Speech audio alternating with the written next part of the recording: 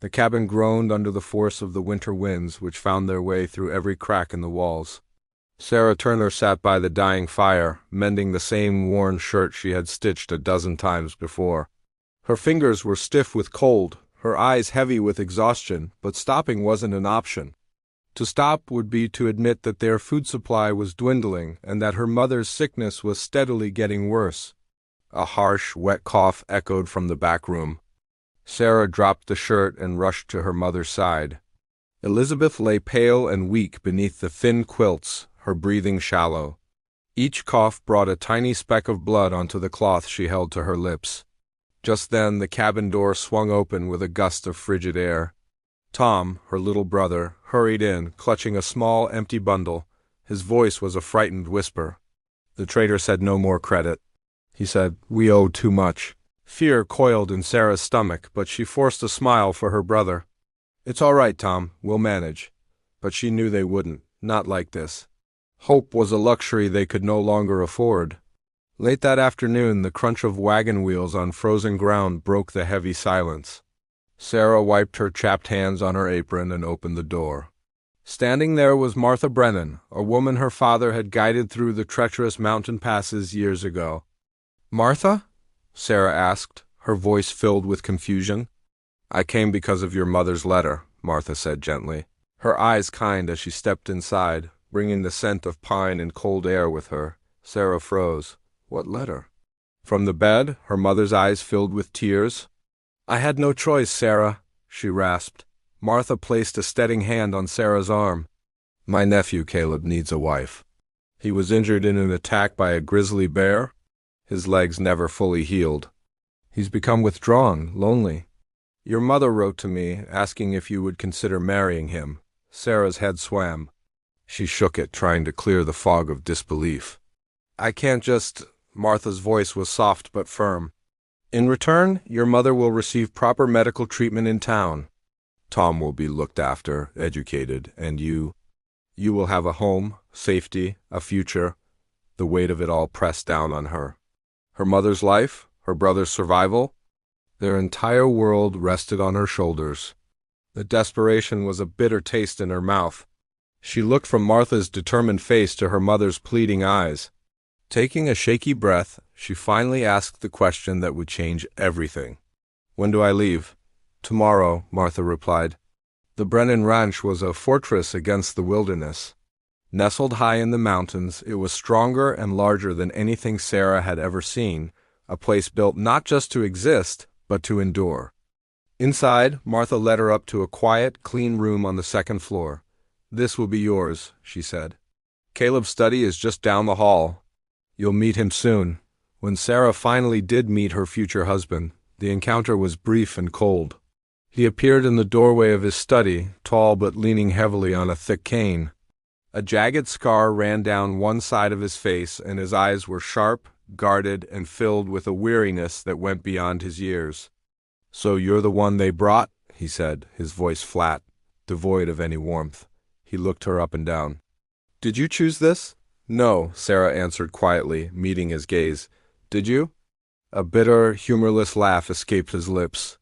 "Fair enough." And with that, he turned and disappeared back into his study. That was it? No welcome? No curiosity? Just a stark acknowledgement of a transaction neither of them had wanted. They were married the next morning. The ceremony was a hollow affair, witnessed only by Martha and the ranch cook. There was no kiss, no celebration. As soon as the words were said, Caleb retreated back to the solitude of his study, leaving Sarah standing alone in her new home. The days that followed were defined by a crushing silence. He ate his meals alone in his study, she ate hers in the kitchen.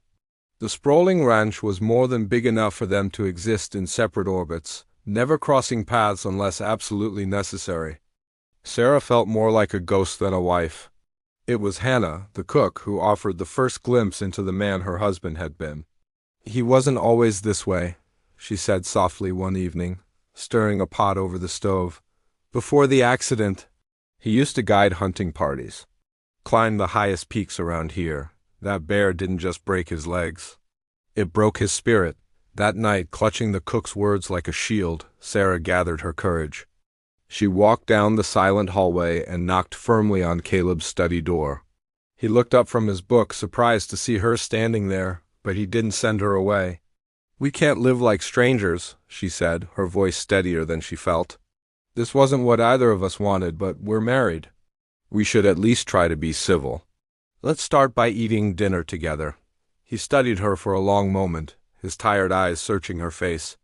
Then, to her immense relief, he gave a single, sharp nod. "All right, dinner." The first few meals were painfully awkward, filled with the clinking of silverware and stiff, uncomfortable silence. But slowly, like a frozen river beginning to thaw, words began to pass between them. They were small questions at first, careful and measured. "How far did you walk in the valley today?" he asked one evening, his eyes on his plate. "How far do your legs let you walk?" she asked back, her tone gentle.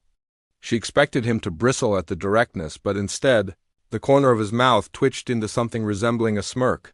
"When they behave," he admitted. "I can make it across the porch." Sarah began to explore the land around the ranch, taking short walks to clear her head and escape the oppressive quiet of the house. One crisp afternoon, she returned to find Caleb sitting on the porch, his gaze fixed on the distant, snow-capped mountains. "How was your walk?" he asked, without turning to look at her. "Good," she replied, coming to stand near the railing. "I saw the high meadow." At the name, he looked away sharply, a flicker of pain crossing his features. "I used to go there," he murmured, his voice low.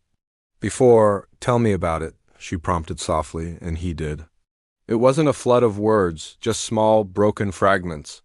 He spoke of seeing elk tracks in the first winter snow, of the way the snow turned a deep blue at sunset, of how the wind would echo between the peaks until it sounded like a lonely voice. As he spoke, Sarah saw a warmth spark in his eyes, a flicker of the man he used to be, the guide who knew the mountains like the back of his hand. "You miss it," she said, stating the obvious. He let out a long breath. "I do," he answered quietly. "But that life is gone." She shook her head gently, her own voice barely a whisper. "You're still here, the mountains are still here. Maybe the life you had is gone, but something else can take its place." He turned then and really looked at her, his gaze intense and searching. In that moment, something unspoken passed between them. It wasn't love, not yet, but it was something new, something real. It was the fragile beginning of a life neither of them had chosen, but one they just might be able to build together, piece by broken piece. Thanks for watching. If you enjoyed this story, please like, subscribe, and hit the notification bell for more. We'll see you in the next video.